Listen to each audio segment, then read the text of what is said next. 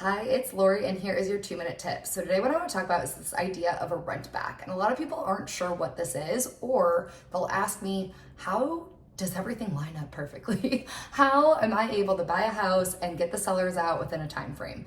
So you can do what's called a rent back. Now, what this basically does is, let's say you as the buyer want to go and buy a home and you want to close within 21 days. And in California, we can move pretty quickly. So let's say you're ready to show the seller that you're really serious. Hey, I want to close in 21 days. But where's that seller going? There could be a lot of different scenarios here. They could be moving out of state. They could be waiting for a new build to get completed. They might be waiting to close on their replacement property and they need you to close so that they can finish funding that one. There's a lot of scenarios that can happen with sellers, and where are they supposed to go?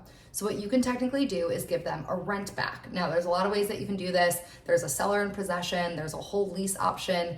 You could do it up to 59 days after you close, okay? Then you have to take possession, especially if it's gonna be your permanent property.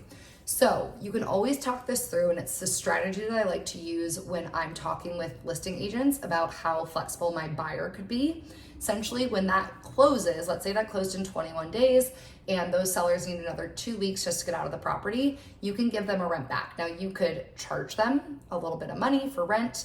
You could do a security deposit and hold that in escrow and get that back once everything's checked and they've moved out. So there are scenarios that you can make it work.